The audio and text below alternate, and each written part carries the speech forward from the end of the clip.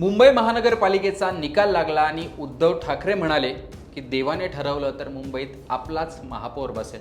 या वाक्याचा अर्थ लावण्याचा अनेकांनी प्रयत्न केला। शिंदेंचा पाठिंबा मिळेल का हेही त्यातलं एक गणित होतं, किंवा भाजप आणि ठाकरेच एकत्र येणार हे देखील गणित लावलं गेलं।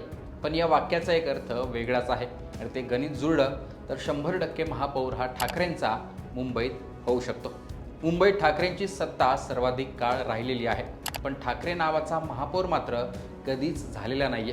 यावेळी थेट शिवसेना उभाटाचा तेही ठाकरे आडनावाचा महापौर बसू शकतो। त्यासाठी ना शिंदेंची मदत लागेल ना भाजपची। एक चमत्कार अपेक्षित आहे, जो एकनाथ शिंदेंकडे असलेल्या नगरविकास खात्याकडून घडवला जाऊ शकतो।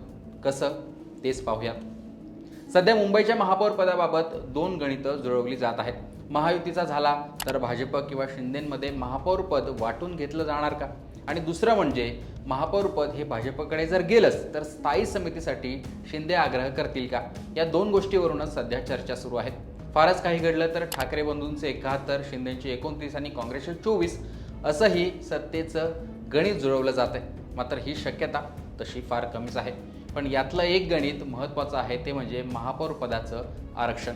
22 जानेवारीला महापौर पदाच्या आरक्षणाची सोडत निघणार आहे, जे नगरविकास खात्याकडूनच काढलं जाईल। त्यावेळी जर अनुसूचित जमातीसाठी आरक्षण मुंबईत लागलं तर ना भाजप काही करू शकणार आहे ना शिंदे, कारण मुंबईमध्ये अनुसूचित जमाती म्हणजे ST आरक्षण असलेले दोनच वॉर्ड होते आणि त्या दोन्ही वॉर्डातून उद्धव ठाकरेंचे मशाल चिन्हावरील उमेदवार निवडून आले। 2027 पैकी वॉर्ड क्रमांक 53 हा ST आणि वॉर्ड क्रमांक 121 ST महिला यांच्यासाठी आरक्षित होता। त्यापैकी वॉर्ड क्रमांक 53 मध्ये ठाकरे सेनेचे जितेंद्र दळवी हे निवडून आले। त्यांनी शिंदे सेनेच्या अशोक खांडवे यांचा 2,500 मतांनी पराभव केला। तर वॉर्ड 121 मधून ठाकरे सेनेच्या प्रियदर्शनी ठाकरे यांनी शिंदे सेनेच्या प्रतिमा खोडपे यांना केवळ 14 मतांनी हरवलं आहे। आता जर ST आरक्षण जर आलंच तर दोघेही महापौर पदाच्या शर्यतीत आहेत, ते दावेदार होऊ शकतात। आणि जर ST महिला आलंच तर मात्र प्रियदर्शनी ठाकरे हेच एकमेव नाव रिंगणात राहतं। त्यामुळे जर 22 तारखेला आरक्षणाबाबत काही चमत्कार घडला आणि आरक्षित वॉर्डातलाच नगरसेवक त्या आरक्षणावर महापौर पदावर बसणार असा जर नियम असला तर मात्र पुन्हा सत्ता ठाकरेंकडे जाऊ शकते आणि ठाकरे नावाचा महापौर हा मुंबईमध्ये उद्धव सेनेचा होऊ शकतो। हेच आरक्षण जर SC किंवा SC महिला आलं तर शिंदेंकडे SC आरक्षित वॉर्डातून निवडून आलेल्या समृद्धी काते, निर्मिती कानडे, प्रज्ञा सदाफुले या नावांचा पर्याय आहे, तर भाजपकडे संतोष ढाले, आशा मराठे या दोन नावाचा पर्याय आहे।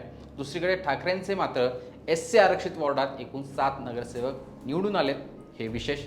या आधीचा विचार केला तर गेल्या वेळी दोन्ही वेळा महापौर पदाचं आरक्षण हे सर्वसाधारण होतं। त्याआधी एकदा SC महिला असं आरक्षण राखीव होतं। यावेळी आता लॉटरीमध्ये नेमकं काय आरक्षण निघतं, ते OBCला जातं की STला जाऊन इतिहास घडतो आणि पुन्हा ठाकरे मुंबईत येतात का, आणि खरंच असा काही नियम आहे का, जर आरक्षण ST लागलं तर उमेदवार हा ST लागतो, तो ओपनमधून निवडून आला तरी चालतो की नाही, आरक्षित वॉर्डसुद्धा ST लागतो आणि उमेदवारसुद्धा ST लागतो, हे गणित समोर येणं आवश्यक आहे।